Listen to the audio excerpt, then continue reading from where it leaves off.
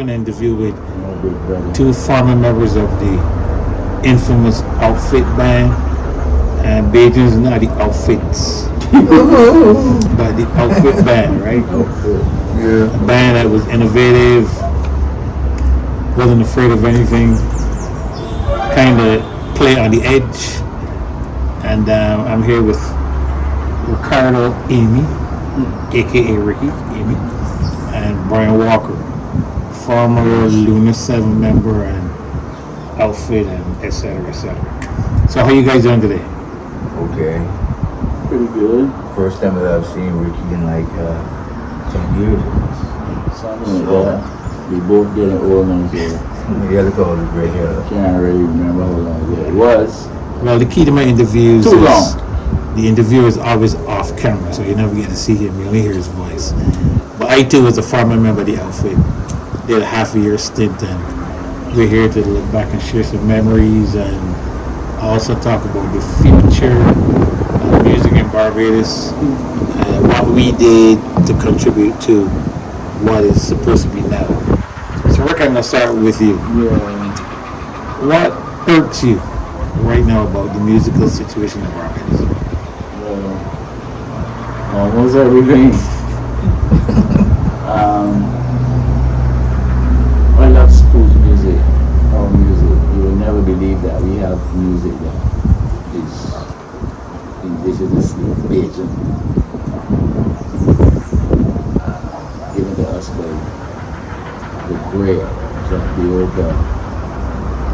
I've been over the years still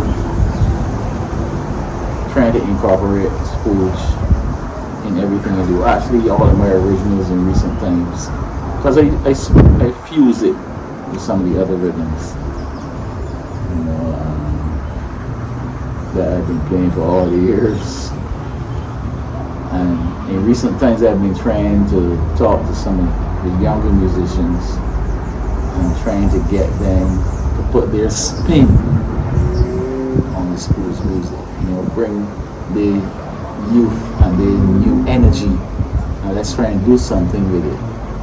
But because this is the land of sheep, and we continuously follow and follow, that is, you know, it's very difficult to get something like that. Then people don't understand that when you are doing your own thing, it puts you in an advantageous position because you can do whatever is your thing. But you can make mistakes and all because it's your thing, right? But we keep following. I mean, there's something good in following, but if you're following, you should be following something of substance. You know what I mean? You don't follow fools or follow people that are leading you down a well, and that's what's happening now. I would love to see young Bajan musicians try something with spooge music, and I would like to see Bajan music being 12 months of the year and not only at crop over. When people come and sing in the corned beef key and run up the stage and tell me that this is music, it is a problem, you know, like it makes you feel older than you actually are, old and forgotten. But the thing about it is, I mean, we as musicians, we've always been innovators and trendsetters. Musicians are trendsetters. We are not afraid of change. A lot of times we create change, but you don't change just for changing sake. You know, you're supposed to be changing to make things better, and I ain't seeing that now. If I can recall,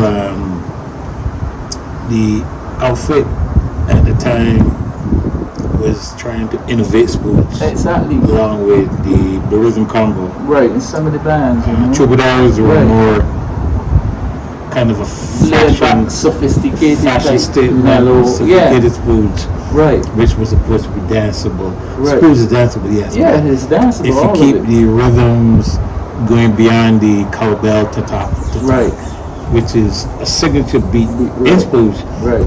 One of my problems was that it was always mixed too much to the front. It was too forward back And the then. cowbell became kind of annoying after a while, and people hated it for that. Right. However, let me go to who was once the Spooge master rhythmically in Barbados was Brian Walker. Right. When he used to play with the Dream Stew, he helped build their whole foundational groove that they had. Right. But it brought about a change in it because don't forget I was there from the very beginning Right. with the creators. Right. And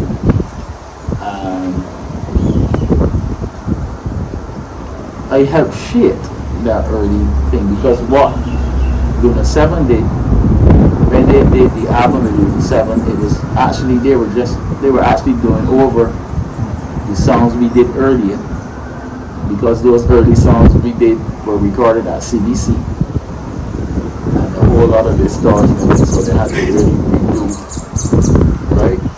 And like you said, what was prominent was the keyboard song right there, you know. Which we should let him speak for himself. So I have to ask you what gave you that. I've always known you as a rhythmic player. Yeah. But Spooge, what you did with Spooge at the time sort of woke things up, if you will, because of the fact that you put so much energy into it that sometimes the music was so hip that you forget who was singing. It was paying more attention to the rhythmic structure. So Yeah, first of all, I had a little keyboard this long, this big with like 3 octaves to try to get everything out of it. So I had to try to create this little instrument. I even had to, I came up with this idea of bending my notes with the tune, the pitch. You know, I used to take the pitch and take it about half up and come back to make it, give that synthesizer sound. Before they had synthesizers happening, you know. But you guys mentioned something before that I want to say something. You know, years ago, right, you had all these bands. So when you go to a party with these 3 bands, you get a different song from each band, right? The BRC was into the funk or whatever it is. The Troubadours was into the smooth stuff, and the outfit was into like real avant-garde stuff, the funk and the Spooge, Dr. Spoogenstein. You know what I mean? But back to the keyboards, you know, it's something that I used to listen to a lot of different patterns, right? Like for example, the cowbell was going ta-ta, ta-ta, ta-ta, and the guitarist was so I figure I don't want to play that, so I gotta get in between. So in between is either kaka or I even used to do the same pattern as the guitar sometimes. You know, just to give it that rhythm. You know. And that's how it all sorted out, man. But I wish that these guys could really continue to create on top of that stuff. You know, because Trini's got the soca, the Jamaicans got the reggae, so you know the Americans got the funk. You know, why can't we have our own music? But the object of having something and being proud of it is a plus. Yeah. So if they all embrace what they have, why can't we embrace Spooge? Right. And it's sad to only hear, well, Independence time, you got a barrage of Spooge thrown at you. And then people get tired of hearing the same stuff that's recycled for the last, 10 years, if you will. Yeah. I don't know what the last Spooge song recorded was that you can say, well, this was recorded in 1995. That was the last Spooge recording that we had. So, what do you think can or should be done in order to bring to the forefront again? Rick was saying he wished the younger musicians would embrace it, and you were saying that it's something that we should keep going. So there's only one way to solve their problem: collaborate, Yeah. put something out there to let people see those who once did it. We come with a new stylus booth using the basic foundation. Right, because you Well, we can you start gotta doing that. maintain something. We can start doing that in like community colleges. There you go, buddy. And That's where it teaching has these to kids, start. you know, just write everything down Right. and show them like patterns and stuff. You know, teach them the rhythmic side of it. You know, notate it. You know, come just have the history of it. You know, and then these youngsters can build on that. You know what I mean? You want to say something? No, years ago, I was invited to give a talk about spooge at community college. I used to see the excitement from the kids. And that was the only talk. It never happened again. You know, because when I mentioned certain things about what we used to do and things, the kids were like, you know, and then I was breaking it down for them. You know? So what Brian's saying there is that it has to start in the schools, right? It has to start in the schools, but it means that we have to change how we do things in terms of teaching and how we look at, you know, I'm sorry, but we are still too colonialized, right? You know, the grassroots things about Barbados are still being suppressed. And that's why schools ain't getting away because it's Jackie Opel, you know. Right. I don't know if this is how to put it, not necessarily, well, let's call it a political statement. But Japanese, there's a salsa band in Japan.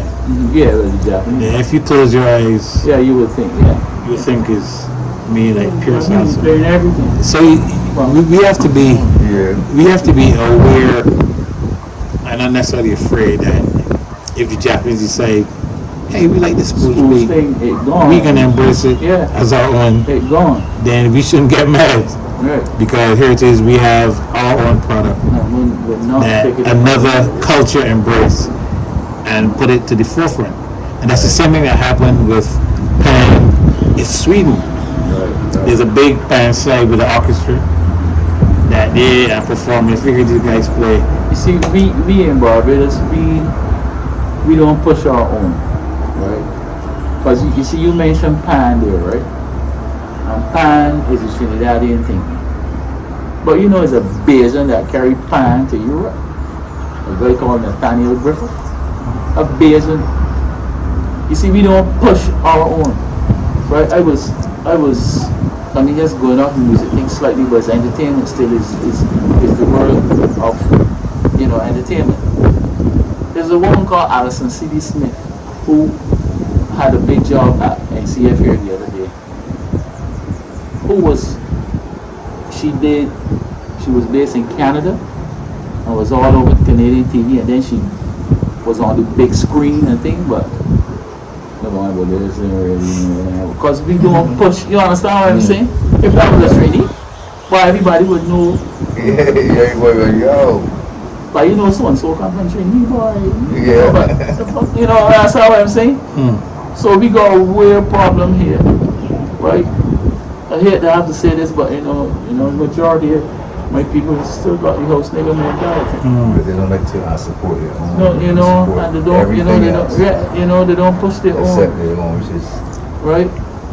So I know we've been trying to combat this for years, and we've been saying what you just said for years, that we like to hear, oh, you from Barbados? Oh man, I love that country. It's a nice place to visit and everything.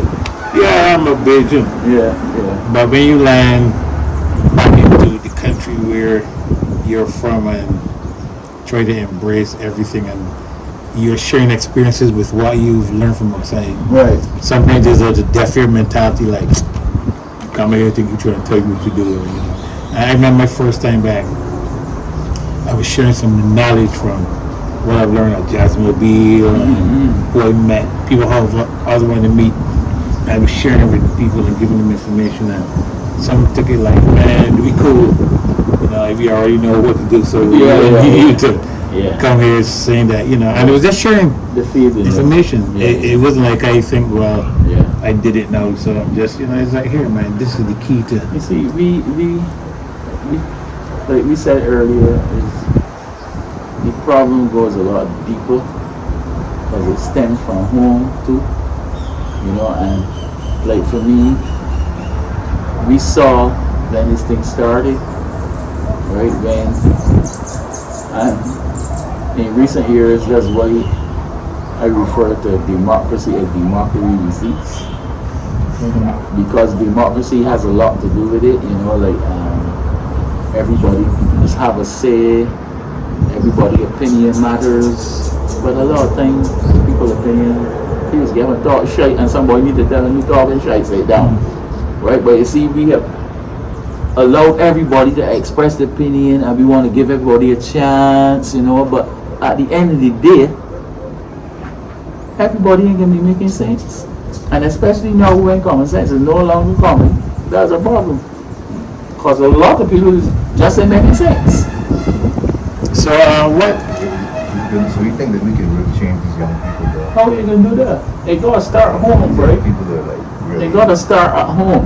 And the problem is, we have people having children now who young too. should not be having children. You know, like this years ago, we had me and John Wood and my brother Derek and a couple of us that used to sit down when we were engaging in our favorite pastime. And like I was telling you all earlier, we saw certain couples and we started making a joke saying we can start an immunization program.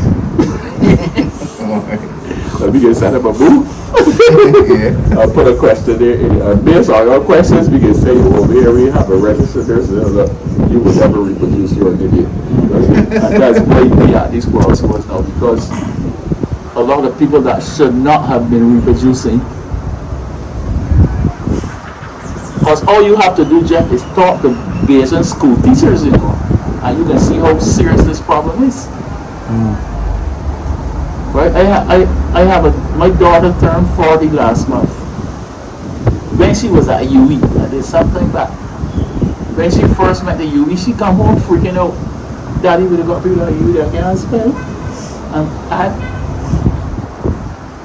And that was becoming the norm. And when I tell them about it, man, I can't do English. You know what I mean? Like, so you understand where we are now? Well, but you know what I used to tell my old mom when I was a kid growing up? And he was going to try to get me to go to school. Man, I don't go to school, right? I tell him, man, as long as I got my 2 hands and my 2 feet, I'm going to survive. We're in the age of social media. Yeah. And AI, if you will. Mm-hmm. How do you see that affecting the new population that's coming? Right. As far as like saying, because I mean I see babies that 2 years old in cribs and carriages fighting to get a cell phone, Right. and they can actually swipe it and do different things. Right, it's their thing. And you go like, wow, how do they do that? It's their thing. I don't know if it's an osmosis thing or if it's just like something that's embedded in them that they. One of the things that there's no more communication. Like how we sit down here now. Everybody's like texting. There's no conversation. I believe this is all by design. By the little group.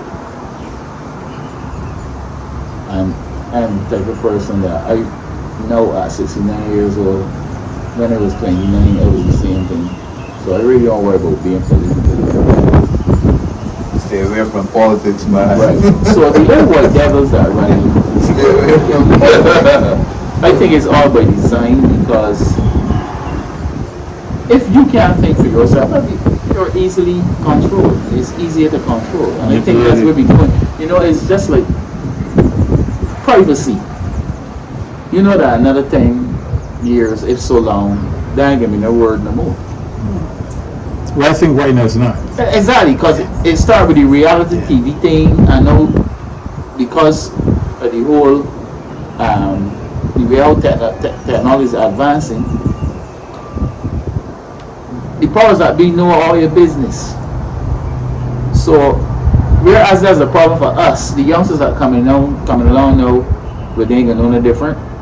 So privacy, that you know, What's that? that will go right out the window, and to me, that can't be cool. Yeah, you know what? That cannot be cool. On that social media stuff, right? People can tell you a lie, you don't even know if You it's don't- truth or not. You They know, be telling you like just like my man. You know what? I'm not even gonna call call his his name. name. You don't have to. Nah. But I we tell are- a lot of lies and talk a lot of crap. Yeah. And people say, yeah. But it's all lies, Yeah, man. you see, I like talking to some youngsters the other day. I says, no, social media has made the world a lot smaller, right? Y'all have a lot of information at your fingertips, right? No, we had to read books, Yeah. but one of the things that we learned when we were reading books is that you gotta know who the author is, baby. So it's the same thing now. Everything you hear and see on social media, you can't just believe that shit. You gotta find out the source and understand where it's coming from, right? And the problem now is that when we were growing up, and even in recent years, when we read books and check certain dialogue, like I said just now, who is the author? Where is this coming from? Right? But a lot of youngsters, they don't understand that shit. And they care. So that's the environment that gave my parents. Right? One of the worst things to ever do is to put a camera in a cell phone. Yeah. Because all they're doing is spreading ignorance. Yeah, Right. but you know what they should do? They should fact check. They should have a system on social media. Unless they want to tell a lie. Exactly. They fact check and go lie. Exactly. Lie. That's what I said earlier. It's by design. But Yeah. you see these? Because television was invented to brainwash people. And it works so good to get all the TVs to walk around with. Because that's what you see, like, people can't do shit unless they see it, right? I mean, you remember when, because it is norm now, but remember when kids first started texting and things, and they'd be saying down in a group texting one another, right there in front of you. Remember that whole night used to be freaking me out, so but it's normal. Yeah, right. So Personal so- communication. So I'm gonna rewind the tape Mm-hmm. so I can press stop Right. and play and ask you to recollect your career starting with like Luna 7 outfit, Germany, etc. What was your experience like? But first of all, man didn't want me to join the police band at all. He didn't want me playing no trumpet. I didn't know why he didn't want me to join the police band. But I started off playing drums. Drum would always sit out here with the band called the Revelations on. Yeah. And I think they fired me one night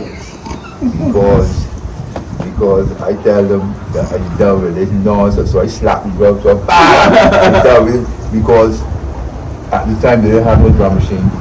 And these guys spent a calypso for a whole hour. And you know what it is to be a drummer. Playing the calypso.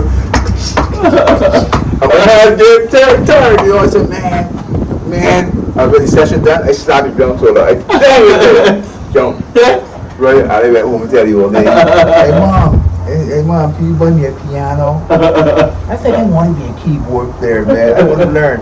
So I learned, man. I used to listen to the radio all the time. I play, you know what I mean? And then that is where the Yokohamas, man. You forget that? Gordon. Come up, Gordon, come up. You know, Gordon used to play the drums, right? And Zora used to tell you all the time, come up. Because every time was 100, he knows that.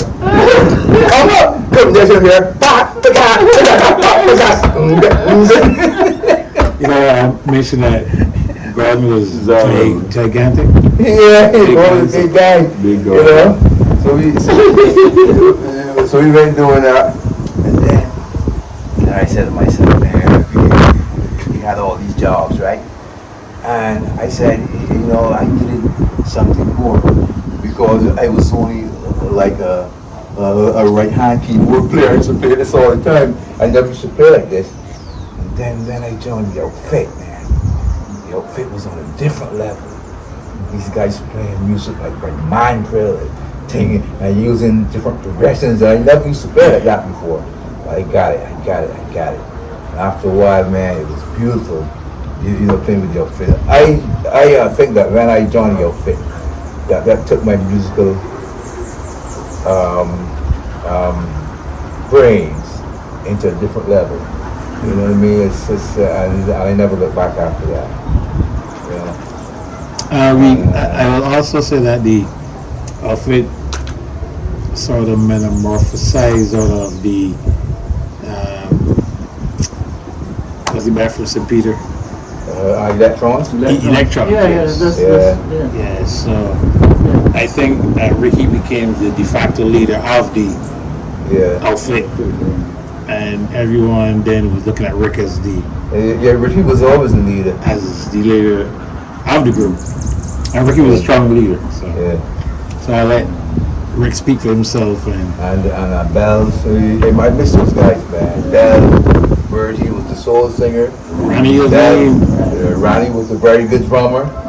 You know, rest in peace. Rest in peace, those three guys, Bells, Ronnie, and Birdie. Yeah, those. They were the core factors of the group. As much as Bells was a singer, he was neglected a lot for his percussion skills. Yeah, when we went to Canada, he became a very good percussion. So Rick, I'll let you elaborate on how the outfit built from most of the electrons to where it sort of ended. Right, the electrons were what we were called back in those days a country band. St. Peter. We used to play good music, but a lot of it was calypso and the reggae thing and a little bit of spooch, right? And Franklin Graves, who was he was involved in the same electrons, and I cannot remember how I hooked up with this man, but somehow we felt that I think the band needs to go in a different direction, right? Okay, he was an insurance salesman for sure. Yeah, something like that, right? Something that involved a lot of talking and lying to a certain extent. So that's how outfit started, right? Austin Husbands was the bass player in that one, right? But then they made a shift, and Bertie and Bells, they came along from St. Peter Boys, right? And I cannot remember. David Reese was one of the early keyboard player. David Reese. So I think he was in electrons, still not sure, right? But it was like trying to go to town and play this different type of music, and my thing was, you're going up, listening to a lot of the music out of North America, but also checking music in general, right? So the thing about outfit was we can play everything, but we also playing songs that people can hear and decide, we can't play that. So outfit used to look for songs, that the average band not playing, and that was our thing. And that's what I mentioned before, that when you go to FET, that all three bands playing different music. Right. When you hear the outfit is going to get baby, I don't know. You remember that song? Yeah. But it's just right different stuff. But to me, and I keep saying all the time, my best musical years and happiest musical years was in 2.5 years in Canada. because the band really started to grow even more in Canada. Yes. Became one of a family. Yeah, because you know we were here Ever since living every day. together. Right. After The band was up there Right. with Earth, Wind, and But Fire. listen, the band was so Tell tight. me. I remember all kinds of people. Right, there was a band, a black band, two black bands. One from Canada, can't remember where in Canada, called Confusion. Right? That was the first black band that actually came and checked us one day, and the men were freaking out. You know, the men was shit. Barbados? Yeah. Right? Those guys say, man, y'all got some biting horns. You know? Yeah. I think it was Wayne. Ricky and Tomo? Yeah, man, Ricky and Tom. Yeah, that's They it. said, man, what? These guys used to follow us around. And then there was another one called Ice Blue. There were more Americans now. There were Americans now. Who used to be freaking out on the band. Actually, they got themselves in trouble because I know the American mentality. They're in Quebec and trying to behave like, you know, in the US. And they end up getting in skirmish with one of the bike gangs who were all boys. Yeah. We had bike gangs who used to follow the band around, you know, right? And actually, they got in a skirmish with this particular bike gang, and this gang only was seeing it as a black band, and they came at night looking for outfit to cause trouble, and there's another bike gang, one of all guys that went and tell them, nah, these are all guys, right? Because there's certain clubs we used to play in Quebec where the bikers, because you know the bikers running things. We would start for a set, and then coming on the end of the set, you would see all the tables at the front, the people start to get up. You know why? Because the bikers come in and they're sitting down up front. And we playing the men passing your joints and things like, man, whoa, no, but outfit really improved a lot in Canada. And people used to freak on the band. And actually, there was a connection in Toronto. A guy called Donald who had this music agency who was really interested in the band. But a lot of people didn't even know this. But we were working with a French agency called Live Music Agency. Pierre Boyon was the guy running things. He was a youngster, millionaire, right? And Donald people contacted him about getting outfit, and my man said, when you can't carry on be money making band like that, right? Because you know that's how business people operate. Because what a lot of people did not know, we went up there initially on a 1-year contract. But we used to do monthly contracts in the hotels. Right, we'd be staying in a hotel and playing in the club. Yeah. In the hotel, and some of these hotels have nice clubs in them, you know, a nice dance, you know, and a nice stage and thing. But this is what was happening. After like the first week, the hotel manager would call the agents and tell them, so when can we have this bar back again? Because obviously, when the people in the town, these little towns, first of all, we were like novelty. Because a lot of these towns in Quebec, people were seeing black people for the first time up close and personal. Yeah, but the kids used to come up and attach your hair, Yeah. attach your afro. Once you hear Up from like and and all that personal. stuff. And then, And we should also mention that was 1976. right, right, because we went up in 75 and it ended in 77. Now, apart from the fact that we were playing all of the hits they knew on the jukebox, then we would go into some Kaiso and thing and blow the money. Actually, we had certain club, if the club was a big club, we used to do a Saturday night thing that we used to call Basin Spectacular. And I used to got this big ugly mask and doing something called the voodoo dance. And the whole band, Jeff, Brian would be on the sink, doing sound effects, but all the rest percussion. Everybody, and you're there doing some foolishness. Africa. Africa, right? They're just spectacular. But you gotta mention this to them too. We never like the band was so tight and the guys were so together that if we want to play a new song, we have to go and do our homework because we never had time to rehearse. Homework. So everybody do their own thing and we come the night and say, hey fellas, might you want to drop that song tonight? Alright, Keith, man, Go on. If I can we rehearse this song, that's how But that comes from being together all the time. Right, family. You sort of get Family. that, And you know, telepathic. right. And you know what I always remember about that now, and this is something that I've been struggling with for years. Now, engineers in Barbados, I know the field that God is working on, right? But we still got a lot to learn. Now,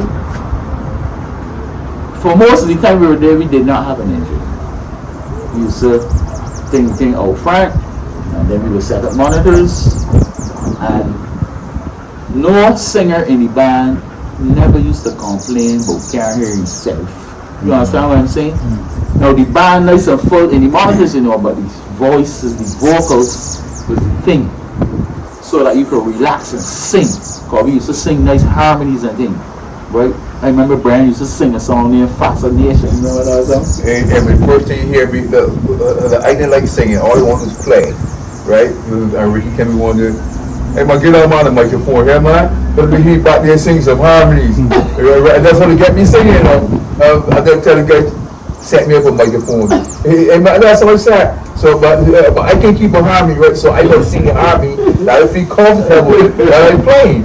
And, everybody used to say. One of the things that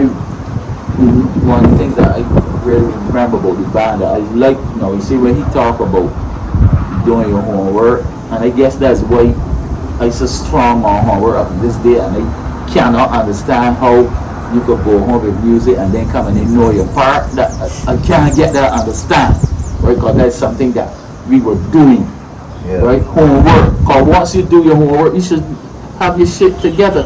But this will also used to happen in the band, right? We seldom used to do a song. You say, we be going up on stage and a thing will hit me. And then we walk across the stage, when we get to the bridge again, we going to the thing. So, okay, right? That's how we used to be playing. See, and we can put a solo, bring a solo in this, right? So, although, and we were doing that because we are in the same club for a month. So you basically rehearsing on stage. Right. So you gotta bring something new. You're rehearsing on stage, And that's when the people used to be freaking out on how to be saying, you don't play that sound different, you know? So and that was part of it, you know. The man we walk and be talking to the band, right? And we get cool and we go on up during the break. Yeah. We will arrange the song during the break and going on and right? But that's when everybody's in tune. Exactly. And love what they're doing. There's no disgruntled people. Exactly. It's all love on that stage. Yeah, you know. Yeah, you can actually sit down and tell a man, okay, F sharp, B7, right, and to E. Talk for the shit. And you know, and go in your head, you don't have to write it down. You know, we go, okay, F the key is E, right? Okay, you go to F sharp, minor, to B, back to A, whatever. And everybody have that in their head. And marijuana had a lot to do with it. Which is legal now. Yeah, this is legal now. It was always legal for us. Listen, grab that on. No. Tell me I never smoked. I've never smoked or drink. You know, my series is called Off the Cuff. Right? Listen, I've never smoked or drink. No, my Ricky's.